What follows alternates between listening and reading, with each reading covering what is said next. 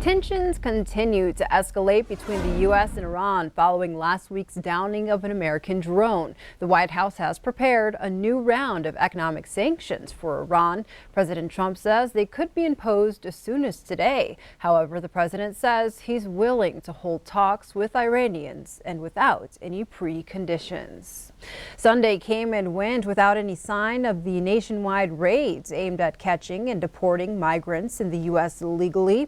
President Trump says he agreed to postpone the operation at the request of House Speaker Nancy Pelosi. However, the president warned that Congress has 2 weeks to come up with a political solution to border control.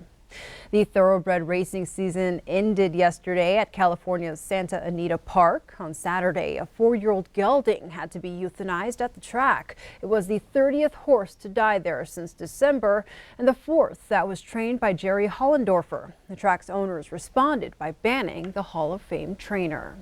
Closer to home, rescues on the Billings Rims kept the Billings Fire Department busy this weekend. The first call came in just before 12:30 Sunday afternoon. A woman was mountain biking on the Rims near the Ironwood subdivision. She fell about 50 feet and broke her leg. A fire battalion chief told Q2 she was alert and able to make the call to 911 herself. A helicopter brought the woman to the hospital with a broken leg. Due to the remote nature of the location, it took rescue crews about 3.5 hours to clear the scene. The next call came in at 2:18 while rescue crews were still out in Ironwood. This incident happened on top of the Rims near Cactus Drive. A woman had climbed down to a ledge. A man tried to get her to climb back but could not help her and called 911. Billings police officers were able to get to the woman from below to restrain her as she was being combative. Billings Fire Chief Bill Rash says it was unsafe to bring her down the Rims, so they decided to bring her up from the top. Firefighters brought the basket down to the woman and pulled her to safety. A $12 billion plan to improve national park infrastructure is getting support from the Trump administration. But what will the money buy? MTM's John Shear takes us to Yellowstone National Park to find out. Imagine you're driving through Yellowstone Park in, say, 5 years. Chances are you wouldn't be seeing this. That's because if the money is there, all of the outstanding roadwork projects will have been completed. But park managers say that's not even the highest priority. We've got some housing that's just abysmal. It's an embarrassment. We've got employees, especially some of our seasonal employees, who live in trailers with mold, trailers that need to be replaced. Now, visitors rarely ever see the park employee housing, so how does that help them?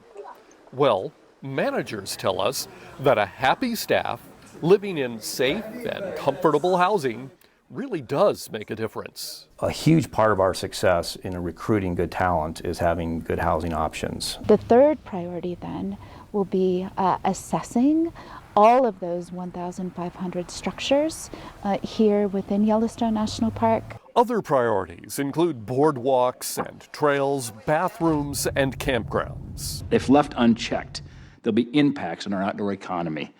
There'll be impacts to our gateway communities. Public health and safety, employee health and safety, and visitor access are all the priorities. So how is visitor access defined in Yellowstone? Improved safe roads that include lots of pullouts. The historic investment that we will be making in maintenance by literally creating a funding stream for maintenance from our public leases, we believe will more than meet the maintenance obligations of our national parks. What the Vice President is talking about is using money from oil and gas leases on public lands to pay for projects here in the park. But that idea is struggling a little bit in Congress. Republican Lisa Murkowski of Alaska chairs the subcommittee on interior appropriations, and she says that money is already spoken for. So it's no sure bet that there will be funding for this proposal. In Yellowstone National Park, I'm John Shearer for MTN News. Former Interior Secretary Ryan Zinke first proposed using the gas and oil lease money for park infrastructure back in February of 2018, yet the measure remains unapproved. In other news, 45% of highway fatalities happen between the Memorial Day and Labor Day weekends. That's according to the Montana Highway Patrol, and one of their main priorities this summer is educating drivers on how to stay safe. MTM's Lauren Heiser rode along with one of their troopers to learn more about the challenges they face each day and how you can help make the Treasure State a safer place. We always, when possible, we want interactions with the public to always be positive, and we want it to be to where everybody leaves feeling they've made a difference or have learned something. Especially during the summer months, Montana Highway Patrol makes education a priority on their daily beat, hoping that in doing so, they can reduce the number of fatalities on Montana's roadways.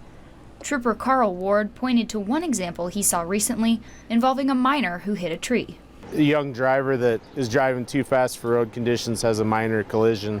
Getting them to understand that although today they were lucky with the events that happened, it could have gone a totally different direction, and getting them to understand what is more common in those events versus what maybe happened with them.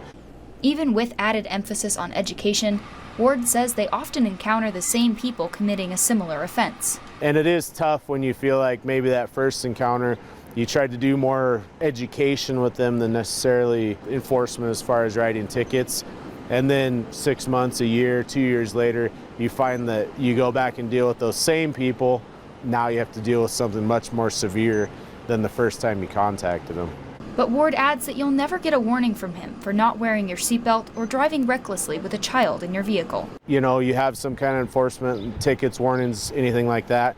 They feel that, you know, they were treated fairly, they've learned something, and we can feel like we're making a positive difference with the community and the motoring public. In 2017, 58% of the people who died in crashes were not wearing a seatbelt. According to the National Highway Safety Administration, the number of crash fatalities dropped from 2016 to 2017. Luckily, the same is true for Montana. But according to the state's 2017 crash data report, the number only declined by 4. Law enforcement officers say there's still a ton of work to be done. In Missoula, Lauren Heiser, MTN News. Ward also encourages people to be cautious when they see troopers on the side of the road, slow down gradually and move over. He says staying calm and focused on the road is vital to keeping officers and yourself safe. The historic World War II plane from Missoula has finally made its way back to Montana after a trip to the 75th anniversary ceremony of D-Day in England. The Miss Montana to Normandy project posted these photos on their Facebook page Sunday, announcing their return to Big Sky Country. The crew touched down in Billings Sunday evening after filling the darkening skies over the French coastline, where thousands gathered to watch the D-Day spectacle earlier this month. The group planned to stay in Billings overnight before returning to Missoula later today.